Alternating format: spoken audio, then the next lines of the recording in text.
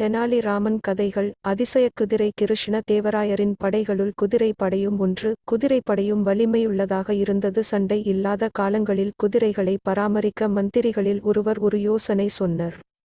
அதாவது ஒரு வீட்டிற்கு ஒரு குதிரையையும் அதற்குத் தீனி போடுவதற்கு ஒரு குறிப்பிட்ட தொகையும் கொடுக்கப்பட்டு வந்தது. அத்தொகையை பெற்றுக்கொண்டு குதிரையை நன்கு ஊட்டளித்து வளர்த்தனர். அதேபோல் தெனாலிராமனுக்கும் ஒரு குதிரை கொடுக்கப்பட்டது. ஆனால் தெனாலிராமனோ ஒரு சிறிய கொட்டகையில் குதிரையை அடைத்து வைத்து புல் போடுவதற்கு மட்டுமே ஒரு சிறிய தூவாரம் வைத்திருந்தான். அந்த துவாரத்தின் வழியாக புல்லை நீட்டியவுடன் குதிரை வெடுக்கென வாயால் கவ்விக்கொள்ளும். மிகவும் சிறிதளவு புல் மட்டுமே தினமும் போட்டு வந்தான். அதனால் அக்குதிரை எலும்பும் தோலுமாக நொஞ்சானாக இருந்தது. குதிரைக்கு தீனி வாங்கி போடும் பணத்தில் தெனாலிராமன் நன்கு உண்டு கொழுத்தான்.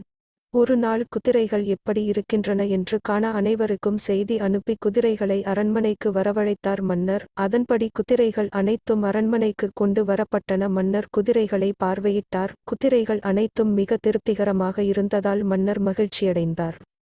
அங்கிருந்த தெனாலிராமனை அழைத்து, உன் குதிரையை ஏன் கொண்டு வரவில்லை என மன்னர் கேட்டார். அதற்கு தெனாலிராமனோ, என் குதிரை மிகவும் முரட்டுத்தனமாக இருக்கிறது, அதை என்னால் அடக்க முடியவில்லை, அதனால் தான் இங்கே கொண்டு வரவில்லை என்றான். குதிரைப்படைத் தலைவரை என்னுடன் அனுப்புங்கள், அவரிடம் கொடுத்தனுப்புகிறேன் என்றான். இதை உண்மை என்று நம்பிய மன்னர் குதிரைப்படைத் தலைவனை தெனாலிராமனுடன் அனுப்பினார்.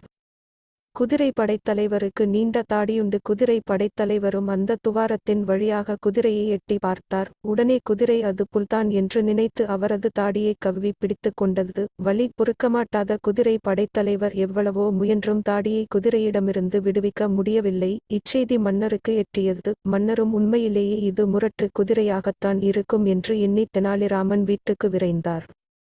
அங்கு குதிரையின் வாயில் குதிரைப்படைத் தலைவரின் தாடி சிக்கி இருப்பதை அறிந்து அந்த கொட்டகையை பறிக்கச் செய்தார். பின் குதிரையை பார்த்தால் குதிரை எலும்பும் தோலுமாக நிற்பதற்கு கூட சட்டியற்று இருந்ததைக் கண்டு மன்னர் கோபங்கொண்டு அதன் காரணத்தை தெனாலிராமனிடம் கேட்டார். அதற்குத் தெனாலிராமன், இவ்வாறு சட்டியற்று இருக்கும் போதே குதிரை படைத்தலைவரின் தாடியை கவ்விக்கொண்டு விடமாட்டேன் என்கிறது. நன்கு உணவு ஊட்டி வளர்த்திருந்தால் குதிரை படைத் தலைவரின் கதி அதோ கதிதான் ஆகி இருக்கும் என்றான். இதை கேட்ட மன்னன் கோபத்திலும் சிரித்து விட்டார். பின்னர் தெனாலிராமனை மன்னித்து விட்டார்.